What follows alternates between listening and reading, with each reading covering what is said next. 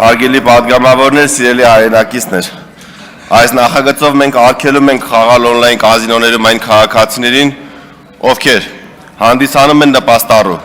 հանդիսանում են թոշակառու եւ եկամտի միակ աղբյուրը կենսաթոշակն է, գտնվում են սնանկության վարույթում, օգտվում են պետական բյուջեի ֆինանսավորման որևէ ծրագրից, օրինակ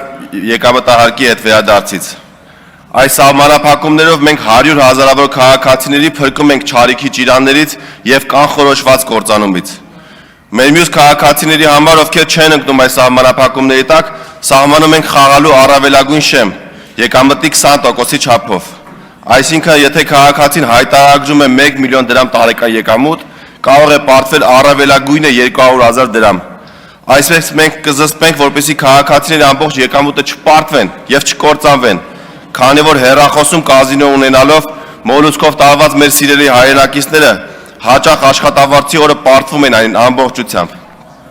Եվ ամենակարևոր նորամուծությունը, որը առաջարկում եմ այս նախագծով, դա ինքնաարգելափակման կոճակն է։ Պարտադրում ենք on-line կազինոներին իրենց կայքերում եւ հավելվածներում ունենալ ինքնաարգելափակման կոճակ, որին սեղմելով կկասեցվի անձի խաղալու իրավունքը միաժամանակ բոլոր հարթակներում 5 տարի ժամկետով առանց վերաբացման հնարավորության։ Ընդ որում 5 տարվա ժամկետի ավարտից հետո արգելափակումը կրկին կերկարացվի նույն ժամկետով, եթե ժամկետի վերջին 5 օրը անձը դիմում չներկայացնի արգելքը վերացնելու մասին։ Այստեղ հարց կարող է առաջանալ. բա որ մեր քաղաքացիները չպարտվեն ու չկործանվեն, կազինոների վճարած հարկերը կպակասեն ու պետությունը կտուժի։ Իմ հստակ պատասխանը այս է. միանշանակ ոչ։ Պետությունը բազմապատիկ կշահի, եթե մեր քաղաքացիները կազինոներում պարտվելու եւ կործանվելու փոխարեն իրենց գումարները ծախսեն տնտեսության այլ ճյուղերում։ Ներկայացնեմ շատ պարզ ու հիմնավոր հաշվարկ։ Կխնդրեմ 20 վայրկյան ավարտում եմ ելույթս։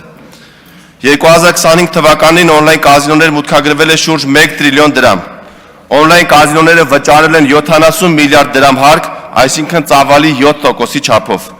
Մինչդեռ հարկեր հնա հարաբերակցությունը 25% է կազմում։